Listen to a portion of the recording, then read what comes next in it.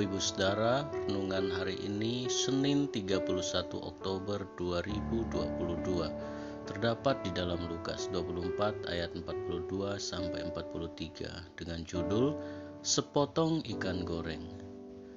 Lalu mereka memberikan kepadanya sepotong ikan goreng, ia mengambilnya dan memakannya di depan mata mereka. Bacaan harian Lukas 22 sampai 34. Sepotong ikan goreng. Ini adalah gambaran dari kehidupan kita sebagai orang-orang percaya. Jika kita ingin hidup kita ini bisa menjadi berkat, jika kita ingin hidup kita ini bisa dinikmati oleh sesama, bahkan terlebih bisa dinikmati oleh Tuhan, maka hidup kita harus melalui yang namanya proses. Ya, sebelum sepotong ikan goreng itu ada di tangan Tuhan Yesus dan kemudian ikan itu dinikmati oleh Tuhan, terlebih dahulu ikan goreng itu harus melalui yang namanya proses. Nah, kita akan sama-sama belajar proses apa yang harus dilalui oleh sepotong ikan goreng hingga akhirnya bisa dinikmati. Yang pertama adalah proses penangkapan. Entah dengan cara dipancing, dipukat, dijala atau dengan metode lainnya, yang pasti ikan ini harus ditangkap terlebih dahulu.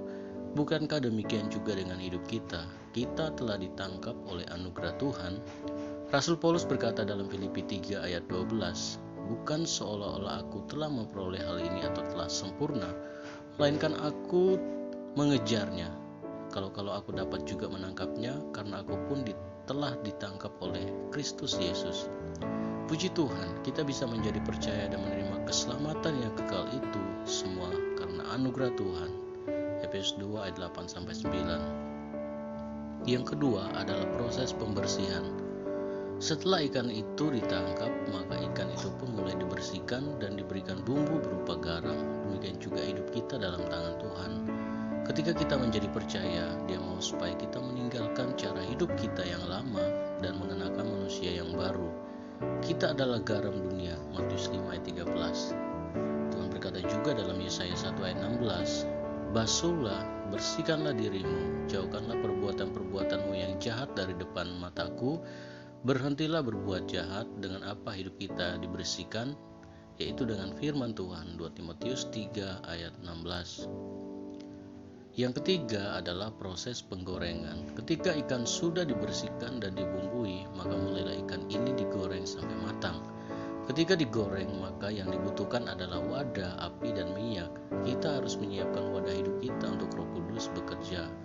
Ya, api dan minyak bicara tentang Roh Kudus. Kita perlu Roh Kudus dan kuasanya untuk memproses hidup kita selanjutnya, sampai kita benar-benar matang dan siap untuk dinikmati oleh Tuhan dan dinikmati oleh semua orang lewat hidup dan kesaksian kita.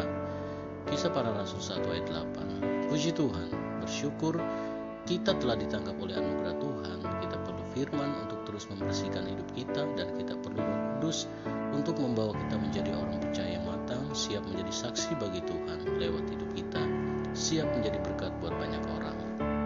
Refleksi hari ini, sudahkah kita menyadari bahwa Tuhan telah menangkap kita dalam anugerahnya? Dia membersihkan kita dan membawa kita bertumbuh menjadi matang secara rohani.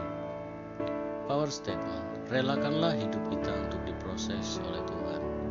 Mari kita berdoa. Bapa, terima kasih untuk anugerah-Mu. Proseslah hidup kami sedemikian rupa sampai kami mencapai tujuan yang Engkau maksudkan bagi kami.